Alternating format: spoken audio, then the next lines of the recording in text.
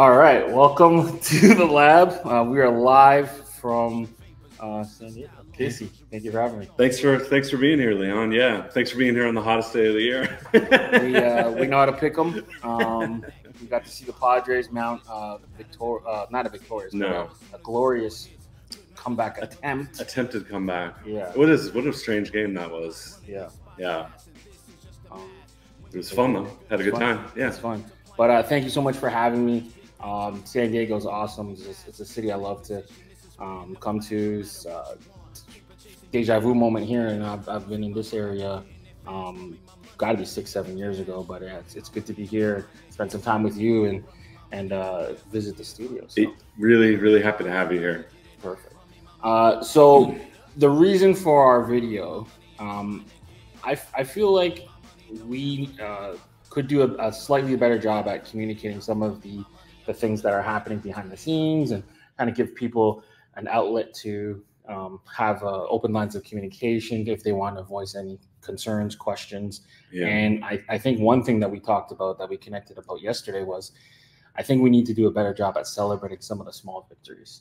So that's the point of the stream. So thank you. I loved it. The idea of you coming out here to do this. Yeah, I mean, you do a great job of communicating things. I mean, but the truth is I need to be better. I'm the point of the most information for all of Clink, and I don't do a very good job of communicating to the designers like where we're at. You know, I feel like my job is to just make the best hat I can make everyone's embroidery look great, make sure everyone's hats are getting delivered to them on time, all that stuff. And I lose sight of the fact that this is a community that maybe requires a little more attention than I've been giving it. So I hope to do better. But anyway. I think you're doing an awesome job. Thank you. You've gone from 6 pre-orders every week for the last 5 years. 4 years, yeah. 4 years, okay. And you've almost essentially doubled the amount available. So we'll get into more of that later. But you have different offerings now other than the regular pre-order. You got fresh colorways and dead stock drop and shock drops, which we'll cover. But yeah, like you said, time is limited for everyone, and you might not have the most time all the time because there's only so many hours in a day, but you do your best. So I am always doing my best, and I think people see that. The majority of my work with the Clink Room is shit that's not fun. It's customer service, making sure that have the best customer service in the industry, making sure that we're dealing with production issues and how things are being stored in the warehouse. I mean, the warehouse, we have a great team now that really does a great job, but it's still constantly like something to fix. And so 90% of my working life is that, 10% is the design, and that leaves like no time for anything else. And we're growing too. Like you said, we went from 6 pre-order designs. Now we're doing 14 different styles a week. And, there's a market for it there. And I feel like I owe it to, if you aren't a designer, you might not know that in order to get one of your logos in the Clink Room, you have to sign the rights over to us. Now you get lifetime royalty rights, 10% of sales goes to you, but you're handing it over. And we do that for a lot of reasons. It's cleaner. Like, if we own it, we control it. But versus like having all sorts of different variations on ownership. So it's always been that way, and it has made things really simple. But it's made me also feel like shit. Some of these logos are amazing. I mean, all these logos are amazing. I don't put anything I don't love in the shop. Yeah. So it deserves to get reissued, and people miss things the first time. And there's new customers that may be hesitant about the pre-order system, and they can buy a hat that ships tomorrow. And so that's really important. And so I think our offering is meeting our demand, and I owe it to the designers to maximize their work. So yeah, we see it all the time too. If you're active in the buy sell trade group, you'll find a new guy or a new lady that just discovered it and like, hey, these are 5 logos that I want. Who's got this in a quarter? Yeah. And then more times often than not, like someone will be like, hey, that just released on a fresh colorway, or this is re-coming back. And yeah. And I think, right. And I think, you know, we're learning constantly too. I mean, I don't know how much more we're going to get into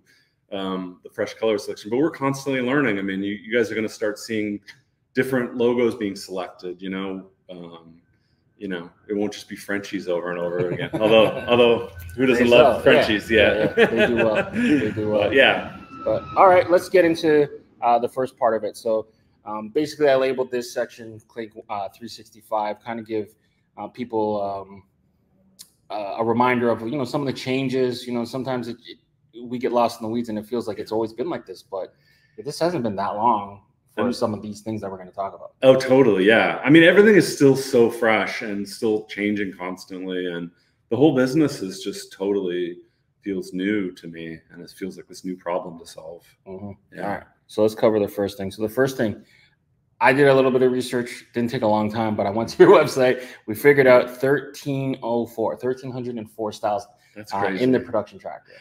That's crazy. Honestly, I think we might have more, you know, I'd have to look into that, but that's crazy, right? Yeah. That's crazy. I know. So, 6 new logos a week. And it's pretty remarkable what this community has built and what we've built together. I'm very proud to be a part of it. These are huge numbers. So 24 in pre-order right now, that stage, the 67 pre-production, 83 sample approved, 117 now shipping. So that's a huge number. It's big. 22 recently delivered, closed out. I guess we're in the stage of kind of waiting. I think that now shipping and delivered thing, we probably need to clean that up. Yeah. The sold out means like closed, whatever. Yeah. I mean, I guess now shipping would be anything in the shop currently, right? So dead stock, and so that number actually does make sense. Okay. We've actually just recently started improving, I think, the status updates on production tracker. I have dreams of someday this being like closer to like what you get from Amazon or something like that. But that's far away. Someday, maybe. For sure. All right, cool. Next thing we want to talk about is fresh colorways. So can we talk a little bit about like your philosophy behind introducing, because this was a radical change for it was a big move. Yeah. Well, I mean, when production went back online and New Era basically said, well, you can order as much as you want, I thought, well, we should start offering more. There's demand. Like Clink has grown in a straight line essentially for 4 years. Yeah. There was a dip there when the production went down where people were nervous, I think, and rightfully so, about like when things would come back, when production would come back, and you know, always be grateful for everyone who stuck it out with us. But yeah, when New Era said basically you can order as much as you want, I was like, well, let's try something. So fresh colorways was our first dip into that. Let's re-release some of these. And like I said, these logos deserve to be reissued over and over again. And I love the idea of guys getting repaid for work that they don't have to do. That's like the dream, right? Yeah. So, you know, Clink is a lot more like a record label in that sense, you know, just paying out royalties and supporting our artists. And that's my dream. Yeah. And then the dead stock drop, I think, is a good way for people to kind of either didn't know about it, maybe budgets, they couldn't order the pre-order, and or misjudge the mock-up. I mean, that happens. Yeah, some things don't look great in pre-order, and they arrive, and people, rightfully so, like, you know, lose their mind over it. You know, because sometimes I have a vision of where to take the embroidery that maybe people don't fully isn't communicated on in the pre-order stage. But yeah, no, dead stock. So that just came from we used to order the exact amount that we sold, and shit goes wrong. Hats get dirty. Beanies pop up. Yeah, right. Things get lost in the mail, and it felt really wrong, especially when it took a year for stuff to arrive. It felt really wrong to not get someone their hat. It's hard to describe how horrible that felt. Yeah. So we started adding on a little bit more, and it's proportional to how many you sold. And then people also cancel some. So it's you know, it's never much, honestly. Yeah. If you see stuff in dead stock, it's pretty limited still. That's why we release so many styles at once, you know. We're releasing them in dozens, 2 dozens at a time. That's just because it's not, you know, it's less quantity units, like doing a fresh colorway release. A fresh colorway release is more units than like a dead stock release, you know, but like just spread out across more SKUs, more styles. So yeah. for me, it's really interesting because you can kind of see people slowly get their mail calls, and then the hype slowly goes. Like, damn, I missed that one. Like, oh, don't worry, it'll be on dead stock. Well, maybe it will, maybe it won't. Maybe it won't. Yeah, you got to get in. Yeah, it's a cool way to do it. Yeah, I think so. I think it's a really clean system, you know. And then and then stuff that once I found that once things get down to 1, 2, 3s, they just kind of slow down. They call it the long tail, right? Yeah. Like slowly. And so that's what the mystery hat has become. It's really, and mysteries, people freaking love mysteries too. I think the price is right, and there's good stuff in it. You know, I think every Clink hat is amazing. I mean, especially when you get in hand. Our embroidery is better than anyone in the industry, in my opinion.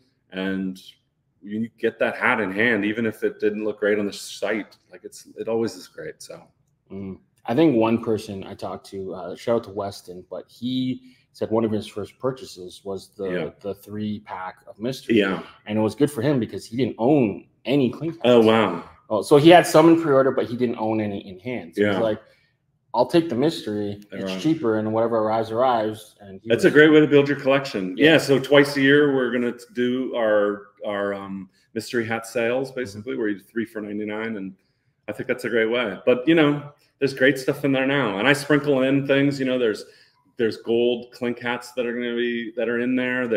I'm about to sprinkle some new stuff in. Yeah. The new surprises. So you've done sample pieces in the past. Yeah. Random stuff. Yeah. So that's cool. Definitely. Awesome. All right. So I get to really thank you for this one because I don't know. At the time, this was when you approached with that, I'm like, yes, whatever you want. You're always gung ho for everything. Yeah. The collaborative pack. So I think I overgave. I think I submitted 50. You're like, well, we got enough. But just what a blessing it was to be able to play with the catalog, pick what I liked. Yeah. This was an awesome process. But what is amazing is that there's more coming. So other people get their shot too. So yeah. So you were our guinea pig on this. Thank you for being that. You know, the best part of Clink is the collaborative part. It's the best. It's my favorite. I love seeing designers like Joseph at Win Studios improve drastically. I mean, so many people have just become these incredible designers, have come so far. And it's my favorite part. And so I'm always trying to think of new ways to include the community. And so for people that can't maybe design their own logo, I want to be like, how can they participate? So you were our guinea pig. I asked you, hey, put together a pack of 6. And I love the pack you put together. It's things I would have never picked, logos I would have never picked, colorways I would have never picked. And I think you did a great job, and sales reflect that. And it got me excited for the future. So so now you're going to see that a lot more into the future. If you're a regular Clinker, one of our bigger Clinkers, bigger collectors, you already are probably in the process of creating your collection. And I love that. I love that it's a community built thing. It's pretty amazing. Yeah.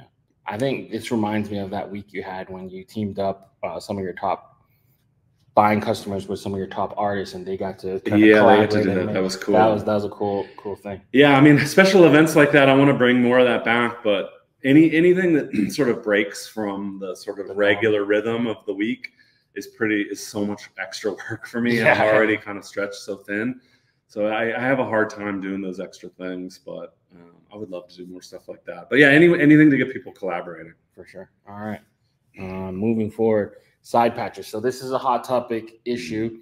I think it was a perfect time to do it with trying to capture new clientele potentially.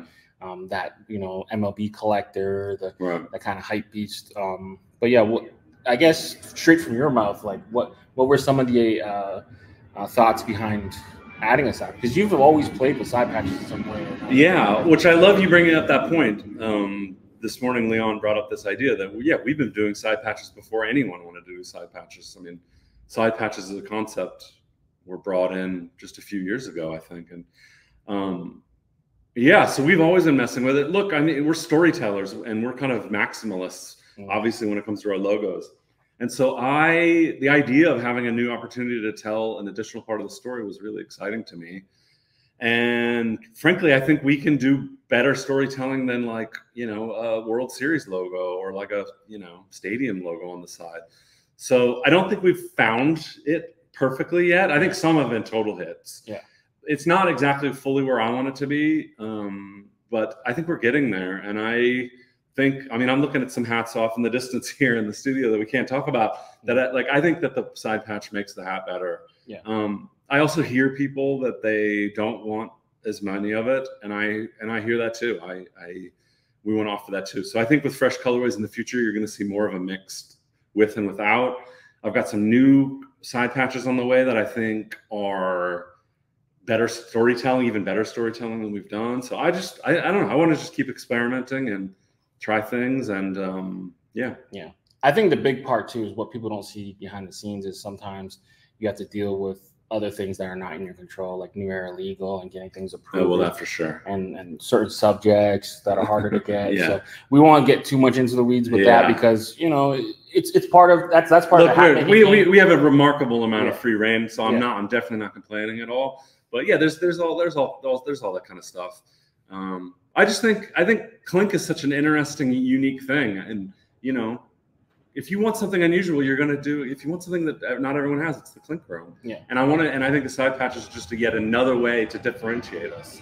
And it may feel like we're sort of trying to copy the MLB stuff, but I don't look at it that way. I think what we're doing is really unusual. It's also an opportunity to brand. We don't get tags, so if I could put Clink on the side of a hat, I think it's a great branding opportunity. In fact, that first round of side patches, I wish that I had hidden the Clink Room script in there somewhere, as a way to sort of brand the thing. I mean, we obviously have the back hit, that's great branding, but to say the Clink Room somewhere on a hat, I think is really cool. But that goes without saying. I mean, you have so many celebrities wearing your stuff now. Yeah. And then without sounding so thirsty, people be like, hey, what hat is so-and-so wearing? And you don't want to be the guy like, that's my hat, So having the built-in brand is really, really smart. I think the side patches work the way for MLB as they do for us. It's a storytelling opportunity. Yeah.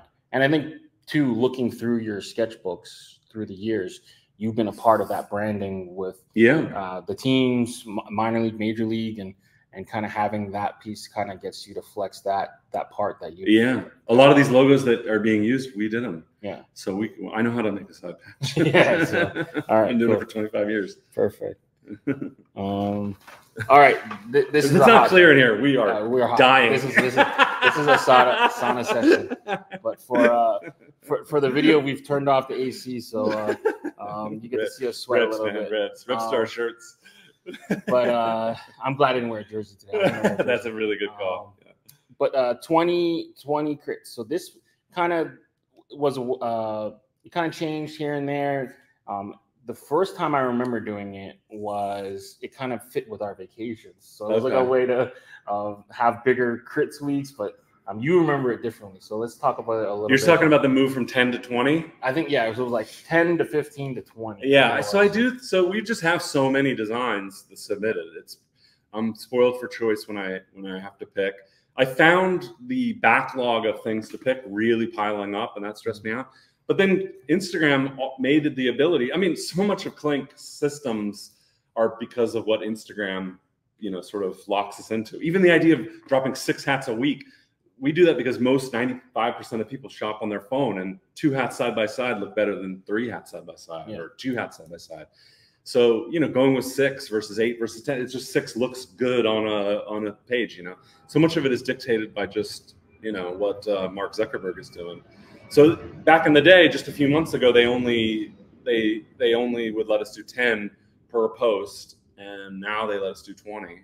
So I thought, well, let's do 20. Why not? We have the stuff, Yeah. And when it comes to crits, crits is a show first and foremost. Like, to me, it's like I think there are some people that follow Clink just for the crits because the work is so creative, right? Yeah. I mean, I know I look at it and I'm like blown away. Even if the execution isn't great or the colors are weird or whatever it is, I'm like, it's still so fun. Like, I think you guys see that sprinkled in. I am trying to find good logos and logos that can be in the shop on Friday. I mean, definitely quality of rendering. How much work do we have to do to prep it? How good is it going to look in embroidery? You know, the first step, you know, like a good chef, like would say like it starts with the ingredients, right? It starts at the farm. And I feel that way about our logos. Like people say, like, how do you get such good embroidery? And I think it's because I know how to pick logos and adjust logos so they look good in embroidery first and foremost. I mean, we do other things that instructions like interact with New Era on how to get the best embroidery, but it's without like a good ingredients, without the good first logo, it's not going to go anywhere. So yeah, anyway. And I think some of the unsaid things too, like you're giving a shot to more artists to get the exposure. Sure. It gives me more content to talk about during the show. So it's like it's a whole event, and you know, Sundays with the Clink Room, it's for the collectors, but more so it's for the designers to get that instant feedback. It's like a focus group for them to really see what's working and what's not. So I think it's great. I should join in more. You know, I think I always debate like how much I should be involved, how much I should be steering. I worry that people take too much of what I say as gospel, even though I am kind of picking and choosing everything. But I do think, you know, it's fun when someone comes in with a new energy, right? Like Rick Clifton is a great example of someone who has a totally unique voice for Clink, and his subject matter is different, his rendering style is different. It's, you know, he knows obviously how to design for embroidery. And so it's so awesome when we get a new voice. And I would hate for him to feel like he is limited in his creativity. So, yeah. Awesome. All right.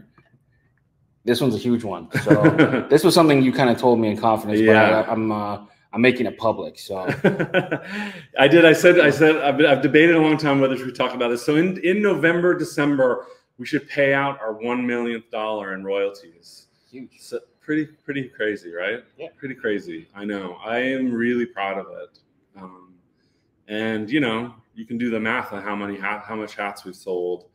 We sell, you know, we give 10% to all of our designers. So it's a lot of freaking hats, man. I just can't thank the collectors and customers enough. It's unbelievable how far we've come in a little over 4 years. Yeah. And Clink, again, it's like it grows at like this ridiculously steady rate. It's pretty amazing. And I'm just so grateful. And how cool is it to be able to say that we did that? It's crazy, right? Yeah. I still can't barely wrap my head around it. That's good. That's crazy. Nuts. Just putting it back into the community with the designers and give people a platform to create, because we grew up looking at these hats and thinking, you know, like almost idolizing the stars that wear them, along with the teams that, you know, brand them, and for people to just come off the street and just be like, hey, I made that. Yeah, totally right. So not only is it hard to get your hat put on, your logo put on to a New Era, right? But to have it done really well by a guy that's been doing it for 25 years, I think Clink is a special thing. For sure. And to be drafted into that family, it's a club too, right? I mean, it's like a club of people that is really cool. I hope everyone that has had even a single hat made feels special, because they deserve to feel special. 100%. Yeah. 100%. All right. So now we're into the discussion and suggestion part. So this is where we really start sweating. But I've done my best to kind of try to curate some questions and concerns throughout the community, artists, collectors, whomever. So if you see something that we didn't address, put it in the comments and we'll do our best to address them. So first and foremost, with Christmas coming up, one of the gift card amounts should be the rough cost of a hat. A single hat. Yeah. I think this is a great idea. I mean, I don't know if we can do a full, because I mean, taxes are different for different counties in California, let alone for different states. So, and the shipping is always different, right? So, and then depending on how much you get is always different. But I think something closer to a single hat number is a great idea. So we should totally do that. Yeah, so I think I saw on the website it was $25.50, then it goes to $100. So in between. Yeah, like a 75, a 65, maybe something like that. Yeah. Right, and then what do you? Yeah, if you're getting a mystery versus a pre-order versus a fresh colorway or a dead stock, it's different too, right? So, but I think something closer to that is a great idea. I love it.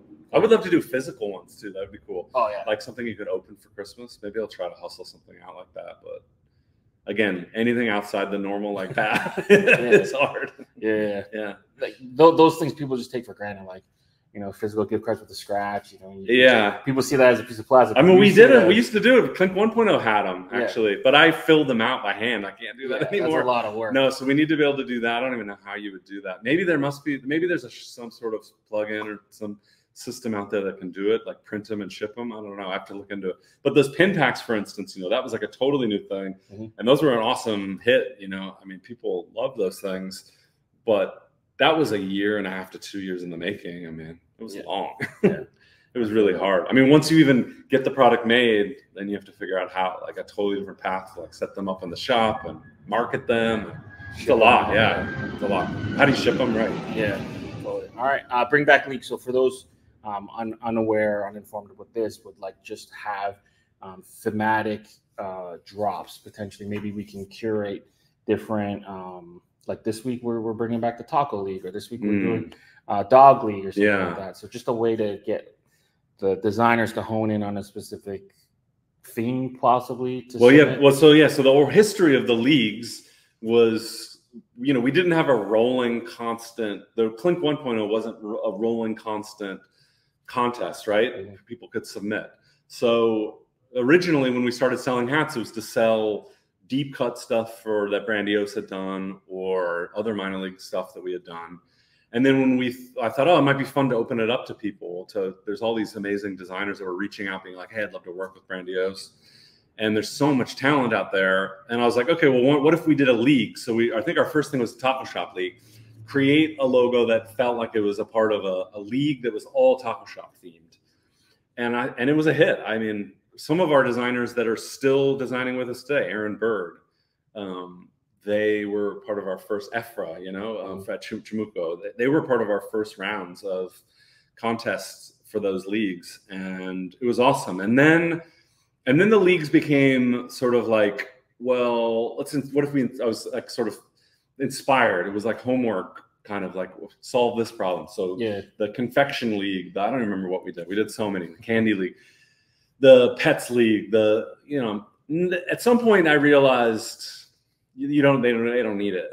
Yeah. That people kind of see what they want. Yeah. Right. They see the themes already, you know.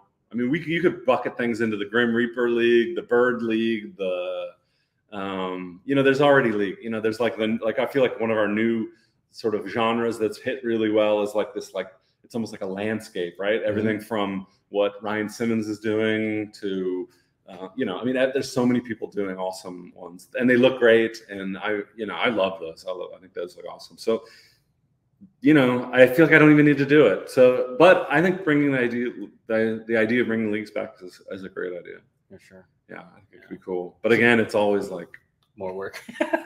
Well, I mean, I like working, but it's like I would rather, if I had to invest my time, I would rather grow Clink so that everyone's getting, you know, that all the designers are getting more royalties, that we're getting more exposure, that if you're a hardcore collector, like, I want your old stuff to go up in value. Like, the growing Clink is good for everybody.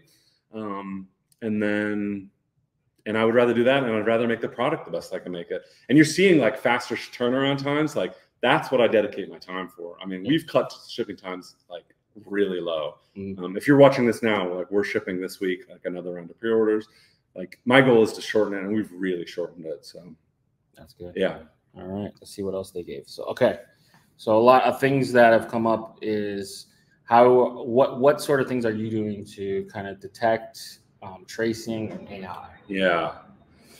So I think there's probably some people using AI more than others. I think there's been some obvious flagrant sort of uses of it that I don't like. It's really hard. It's really hard. I don't want to accuse anybody of anything. That's not fair. I think it's also a useful tool. And then now you get into like how much of it is yours. If you're tracing it, are you taking parts of that AI did and adding your own thing? Is that okay? I don't know. Yeah. All I can say is that I'm a designer too. You know, this shit is trained on my work for the last 25 years, right? Yeah. So I feel a kind of way about it, but I also think like it's only going to get harder for me. And so I can just do my best. I mean, I try to get proof, but you can fake that too. I don't know, man. It's tough, you know. All I can ask for is the people's support, that I also see it, that I want to do best by all of our designers, and some things are going to get through, and again, it's a tool, so some people are using it, I think, in a way that's probably okay, but I don't know. It's fucking tough, man. It's tough because there's designers out there that really worked on their craft and really got better, and that line, like we talked about yesterday, sometimes that's not a straight line for most people. Yeah. And you know, so to really get out there and know, I feel like it's tough sometimes, because you don't want to ever accuse anyone of doing something that they're not. And right, totally. And it's a community, and it's going, and it moves fast, and I mean, it's just tough, man. I don't know. Yeah. I see it, and I also like am suspect of some things, but I also ultimately look at the art and I think, well, these are good ideas. The AI coming up with those too? I don't think so. I mean, we fuck around with it too for first drafts, not with designs. We've never done that at Brandiose, but with like first drafts of like naming kids clubs or something. You know, it's like come up with 10 words for a kids club, 10 names for kids club that incorporate these elements, you know. And I don't think we've ever even used anything straight out of the box, but it does get things moving. And what's the difference between that and like looking at some other person's, you know, my office here, you can see it's packed with other people's design work. And if I told you like, oh, like that logo I did for the whatever team is referencing this 20th century French cheese trademark, you'd be like, oh shit, it really does, you know, I can see some DNA in that, right? And I guess effort is the difference. Like I went and found that stuff. I went and AI goes and finds it for you, but I don't know. It fucking sucks, man. Yeah. We're in a weird world. I hate it too, but I don't know. Yeah, we're in a weird spot. It's a weird world. Another thing, so reusing other people's concepts. So I mean, this one's tough because some things are like motifs and, you know, like things that exist, like the Grim Reaper. No, I don't know who the original inventor of the Grim Reaper is, but, you know, there's other people. You're talking about in history? Yeah. Like, I mean, it could be from the Renaissance or something, right? Yeah, but like some of those things I think are free reign. If anyone wants to do a Reaper, they should be able to do a Reaper. But then some things get a little derivative and a little close, like. Maybe. And it's hard with so many submissions to really keep track of like who did what and whatever. But I always feel like people should like kind of operate with good intention in mind. And some you see do and some you see don't. So that gets tough. Yeah, I mean, yes. I think it's also, you know, is it okay for someone to do a sequel to someone else's logo if it was all done by Clink, right? I mean, I think you should probably ask for permission. You know, no one can own the concept of a Grim Reaper. I think, you know, Tony's done great ones. John Inc. has done great ones. Like, everyone's done good ones, you know. Joseph Reamer's the latest to do some really awesome ones. I love his ones that he twists the sort of, he puts them in Hawaiian shirts or he puts them in tie-dye, you know. I think it's fun. Like, you know, I think it doesn't, no one can really own that. And people have an appetite for it, and they want to collect it, so why not? I mean, I think there's probably some people that just collect Reaper stuff, right? Yeah. And I think we should be able to do that too. I don't know. I mean, if I felt like sales and like the fervor for it were being affected because we were recycling ideas, I don't even like to think of it as recycling. I just think it's a new twist on a story. If it's got to feel fresh. I mean, I feel like you look in the shop and everything feels fresh to me, but maybe I'm biased. We saw this kind of come up where someone was complaining about there being too many series. So an example of this would be like an artist doing an origami series, or I think of Donovan with the llama series. Yeah, did that with Seamus. But I personally liked the series. I love it too. So I mean, I come from the comic book world. Yeah. And so, you know, I've been a comic book collector, going to Comic-Con since I was 12 years old. Before it was at the convention center. And I love like an alternate cover, right? Which to me is the fresh colorways. That's all it is. It's like the all blacked out cover of whatever, of X-Men, you know, whatever it is, or the chromed cover, or, you know, I love that stuff. And I also love when they do an alternate cover, right? When you have a guest artist do a new version of a classic comic that you love. Like, how exciting is that to see Jim Lee redo something that some other awesome guy did, right? I mean, it's freaking the best to me. So I like it. If you don't like it, don't buy it. I don't know. I mean, one of my favorite series is the Sham series. The Sham series is amazing, right? To me, those are sequels. It's like movies, you know. But people bitch and complain about sequels, right? There's too much Star Wars. Like, well, then don't watch it. Like, you know, I got Chewbacca tattooed on my leg for a reason. Like, I want more is more. You know, The Acolyte might not have been like the world's greatest show, but it's people. Every week I get a new hour of people fighting with lightsabers. Like, if you don't like it, just don't watch it. The last one for this, so getting feedback. So this would be more so about artists getting feedback from you. So like, why did something not make it? Some artists get maybe some feedback and then they rework it and then it gets put into the shop. So like, I guess this thing is just more of a PSA for the artist. Like, everyone's relationship is going to be different to you. Right. And I know you don't mean it, but sometimes if people hit you up and it's the wrong timing, you know, I don't think your intention is ever to blow someone off. Oh, no, absolutely not. The truth is I'm just so overwhelmed. The amount of work the Clink requires to keep it running is monumental. You know, there is a hierarchy of what makes someone more likely to get in the shop. And I think it's number one is idea, always idea. I mean, that goes back to the AI. Like, if someone just used AI to pitch me a good idea, and we had one of our designers redo it, like, is that okay? You know, I don't need the AI, but what if they did it? Like, is that tainted? Does that ruin the idea?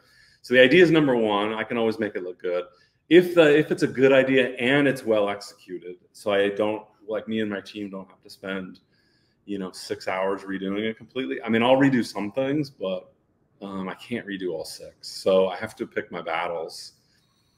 And then some things just don't embroider well. And like I was saying about the raw materials, like, it's got to be good raw materials. So there's been some ideas that I've pitched to people that I thought were great, that I've pitched to insanely talented people, and we just have not. We failed to find a way to show it in a way that would look good embroidered, you know?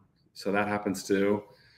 If you have a direct path to me, if I've offered you my phone number or my email or something like that, and you get feedback, like, you're in a very, very small group of people. It's not too many. And it's probably also likely that you take feedback really well. Even really talented people have fallen by the wayside because they don't adjust well. Like, I'm like, this is great, you need to redo the composition, and if they feel like it's too much to redo it, which I totally get, like, this, you know, but I'm just not, like, no harm, no foul, you know? And then some people are so good, they need more hand holding, you know? I mean, and not because they aren't great designers, but because the concept is a challenge, maybe, or it's really ambitious, and they're, you know, so things just take a long time. But frankly, it all goes back to that, how much outside of my normal path of work does a project take me. The more it takes me, like, it can be years to get done, and it's just the way it is. So someday, hopefully, I hope that we have the budget that I could pay someone to solve all the customer support issues and the shipping issues and negotiating with FedEx and all that stuff. But for now, I got to do it all. I think is a good place to kind of end it. But just know that your intention is to sell someone a hat, to get it to them as soon as possible with the best quality and the best outcome. Embroidery. Like there's no holding back. No. I mean, there's very few people that I would. Yeah, Clink is an amazing community. Like everyone has been amazing. There's very few people that have been nasty to us.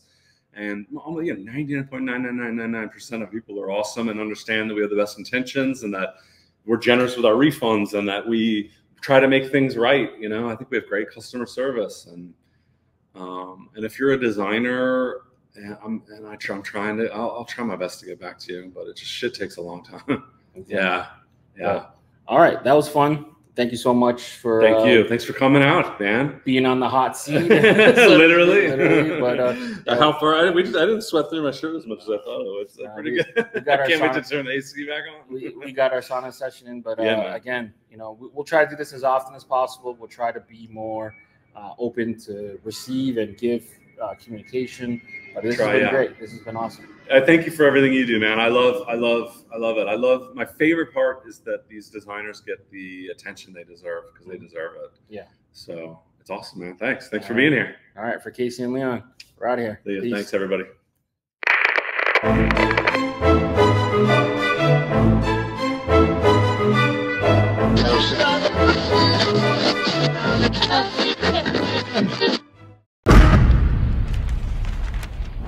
Brought to you by VFTV.